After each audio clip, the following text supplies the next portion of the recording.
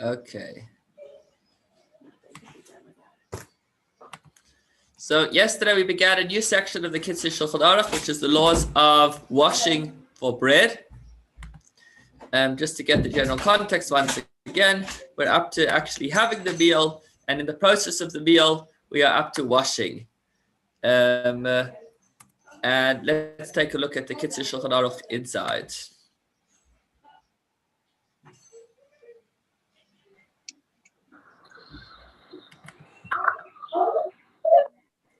So yesterday we gave pretty much the basic guidelines for washing for bread. We said that you wash your hands and you make a bracha. You should use a vessel, and the vessel should be complete without any cracks, and it shouldn't have a spout, or at least you shouldn't pour out of the spout. It should be large enough to hold about 90 mils of water, and it should be able to stand by itself unless it was designed to be supported by something else. As far as the water should be enough to pour over your entire hand in one shot, and the more the merrier. You should make sure that every part of your hand is reached by the water, so you should hold your hand in such a way, opening up the gaps between your fingers so the water can go everywhere. Once you've washed your hands, you rub them together, and you make the bracha, thanking Hashem for the mitzvah of washing the hands. Although generally we make brachas before we do mitzvahs, in this instance we make the bracha afterwards, because we first want to reach this added state of purity before we make the bracha. We said some people wash each hand not just once but twice, and I mentioned that Chabad custom is actually to wash it 3 times on each hand consecutively. Okay, if somebody touched your hands while they were still wet, then you will need to rewash, but you don't make another bracha. Okay, then we spoke about what happens if you don't have a vessel. So we said you could dip your hands into a lake or a kosher mikveh, or if there's no other alternative, even into snow. And as far as the waters, we said that if they've changed colors, then that's a problem, unless they just naturally change colors, provided that they haven't become smelly or disgusting. Some say that once a dog drinks from the waters, and that already makes them unclean, and you wouldn't want to use those waters for washing your hands. If you touch the water, if it was accidentally, that's fine, but as long as you put your hand inside in order to wash your hand, then that water is disqualified.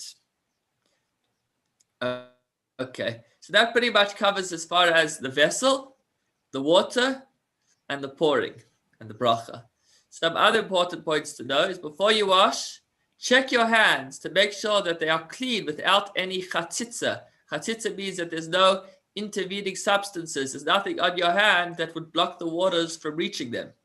If you have long fingernails, clean them carefully so that underneath them there is no mud or dirt, because this would constitute a chatzitza, a intervening substance. You want to make sure that the water reaches your hand itself. So actually, before washing for bread, you first need to make sure that your hands are properly clean, so that when you do wash for bread, since it's a spiritual cleansing, you want to be sure that every part of the hand is touched by those waters. You must also remove your rings so that they will not be a chatzitza. If you have a tight ring and you're going to wash for bread, then under that ring is not going to be reached by the waters. So make sure to remove anything as far as rings or any other dirt, so that when you wash, you wash directly onto the hands. Okay, if you've got dye on your hands, but there's no substance to it, just the coloring, then that's not a chatzitza, it's not an intervening substance. But if even a little tangible dye stuff is on your hands, it is considered a chatzitza. So if you've got like some glue on your hands, then you would need to get it off first, as long as it's of substance. However, if you're a craftsman, such as a painter, or if you are a butcher and your hands are stained with blood, or you're a scribe and your hands are stained with ink, and this is the way they generally look, and other members of this craft are not concerned with these stains, they're not considered chatzitza. So the general rule of chatzitza is as long as it's something that would get in your way, then it gets in the way of washing their hands. But if it's something that this is just the way you are, it is what it is, then that kind of becomes a part of you, and that's not a problem. Unless the stains cover the greater part of the hand, so that's as long as whatever substance there is covering a minority of their hand. So again, your hand needs to be completely free of any substance.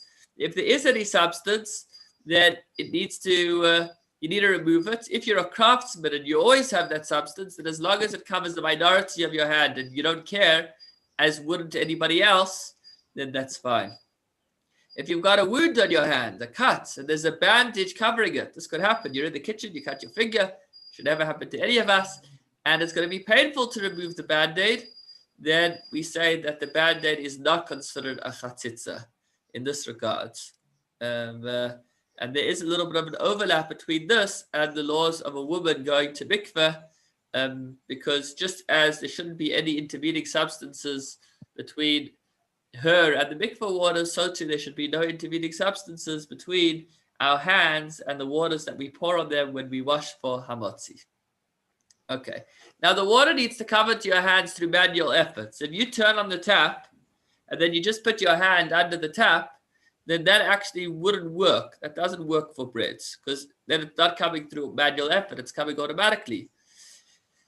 If it comes by itself, that's not proper washing. So if a barrel has a spout and you remove the spout, so how would it work?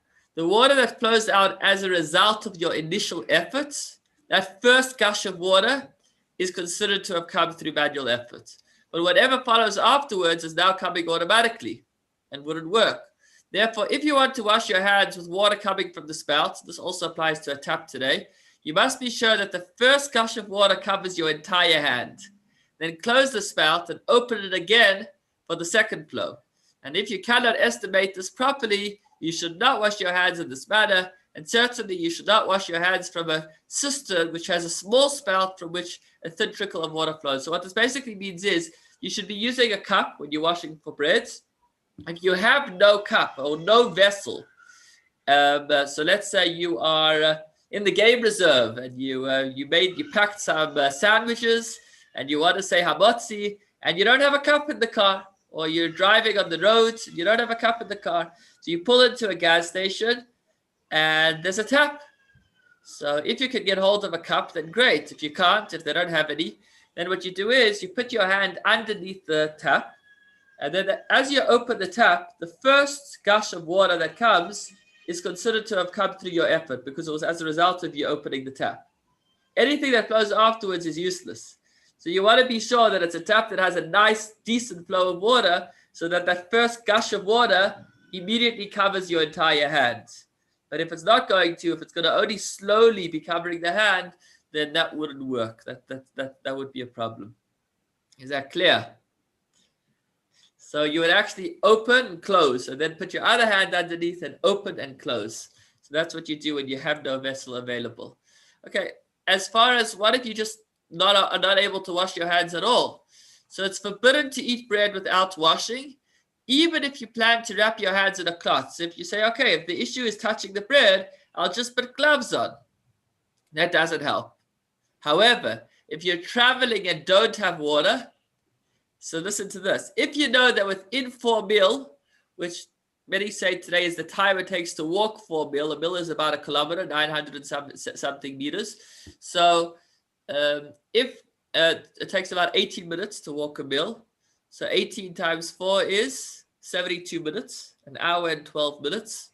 So if you know that within the next hour and 12 minutes of driving, you are not going to reach any water, that's ahead of you. Or even behind you, if you know that if you drive 18 minutes in the opposite direction of where you need to go, you are not going to find any petrol station or any place with water. If you're in the Kruger National Park, and you know, I guess chances are if you're in the Kruger, you will have a, not necessarily, if the nearest place that has water is more than 72 minutes ahead of you or 18 minutes behind you, so if the next rest stop ahead of you is an hour and a half away and you want to eat now, then if it's beyond that distance, then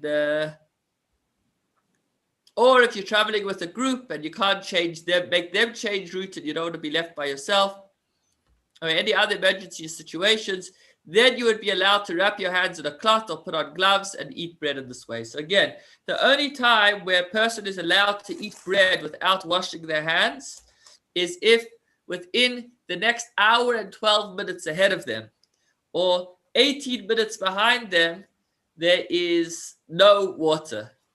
Or if you're traveling with a group and you can't separate from the group.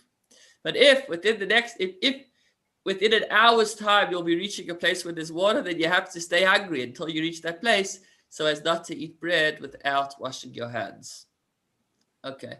What happens if somebody used the washroom before eating, which actually we've learned is or we haven't yet learned, but is what a person should do before they sit down to sit for a meal, so they don't need to interrupt in the middle. So you wash your hands in order to say Asher Yatzar, as we learned right in the beginning. There's a special blessing to thank Hashem for the miraculous way that our body functions. So you've got a double reason to wash. You need to wash number one because you've just used the washroom. And you need to wash number two because you're about to have bread. So this is quite complicated. So practically speaking, first wash your hands as you would after.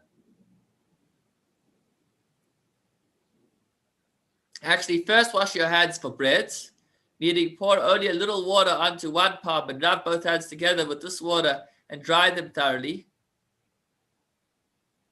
Okay, I'm obviously not reading correctly, but basically first wash your hands as you would from coming from the bathroom, say the Asher Yatzar, and afterwards wash your hands a second time and say Al Natilat Yadayim. So you'd actually be washing your hands twice in a row. Once to say the bracha Asher Yatzar after being in the washroom, and the second time to wash your hands for bread. So that's quite a practical one, especially since we will learn that a person should try to make sure that they will not need to relieve themselves during a meal by going beforehand. If you were in the middle of a meal and you touched your body in areas that are usually covered, which are sweaty and dirty, or even if you scratched your head, or if you needed to urinate, you need to wash your hands a second time, but this time without a bracha. So that's quite an interesting one. In the middle of the Shabbos meal, you go to the bathroom. Before you sit back down for bread, you should wash again for hamatzi, but you won't say al netilat yadayim. So too, if a person relieved themselves, then you would wash your hands again, but without saying al netilat yadayim. That pretty much brings us to the end of the laws of washing for bread. The next few halachas, from 17 to 21, the last four halachas, deal with a very interesting phenomena which very few people are aware of. There's a concept that any time you eat a vegetable that is dipped and you dip it, or you eat a wet vegetable, then you should wash your hands first. I guess it's not just a vegetable, it's any food that is eaten wet. That's yet inside. If you eat something that was dipped into a liquid, or if a liquid came into contact with the food and the food is still moist from the liquid, even though you will not touch the part that is moist, you are required to wash your hands first, but you do not say al netilat yadayim. Many people are lax in fulfilling this requirement, but every God-fearing person should be stringent about it. So what this practically means is if you have a jar of pickles, listen to this, you've probably never heard of it.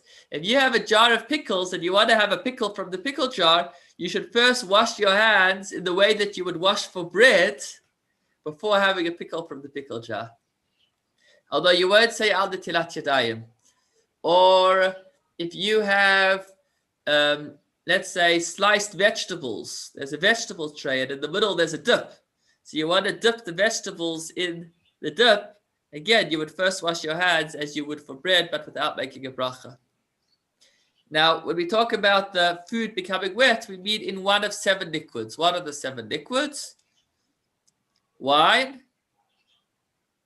or wine vinegar, honey, bee honey, olive oil, milk, and whey, dew, blood, and water.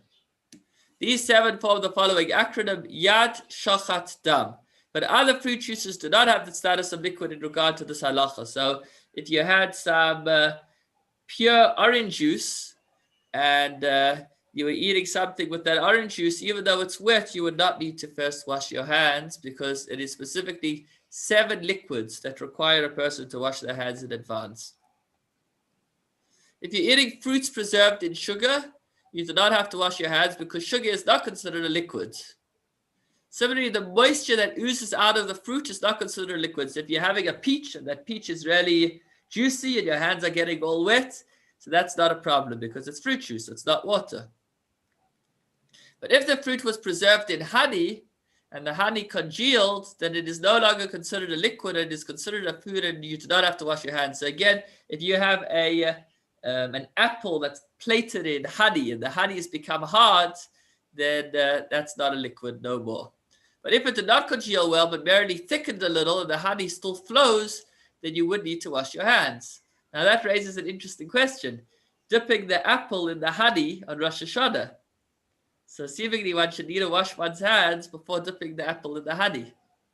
So it's regarding butter, which is in the category of milk. If it's in a solid state, then it's not considered a liquid. If it's melted, then it is a liquid, which is like milk. And so you would wash your hands in advance. Final two halachas, foodstuffs, meaning food that you eat by hand without a knife or fork. Even when eaten with a spoon or fork, require the washing of their hands. So, for example, back to the pickles from the pickle jar, even if you use a fork to eat those pickles, it doesn't help because pickles are often eaten by hand. But something that is eaten only with a spoon or fork, for example, pancakes, not sure today, you definitely could eat that by hand, or puddings or fruits preserved in honey, where it is customary to eat them only with a spoon or fork, then you do not need to wash your hands. Something that is usually eaten by hand, using a knife or fork won't help. But if it's something that is usually eaten by a knife and fork, then you do not need to wash your hands. Finally, salt produced from water is considered in the category of water because water, even when it solidifies, does not lose the status of water. Therefore, if you dip a radish or similar item into the salt, you have to wash your hands. This is quite interesting. I don't know how salt is made today, because this is something I was not aware of at all. Whiskey made from grains or fruit is not considered a liquid in this context, for it is only the vapor of the grain or fruit. Even though it contains some water and it is diluted with water, nevertheless, the water is a minor part of it. Therefore, if you dip something into beer or whiskey, even though there is water, the water is considered a minority and you would not need to wash your hands. But whiskey made from shells or seeds of the grape or from wine sediments, it appears to me that it should be considered a liquid because I guess then the majority is water. So that pretty much brings us to the end of the laws of washing for bread. We learned that this concept of washing for bread doesn't only apply to bread, but it also applies to wet foods that are usually eaten by hand. And please God.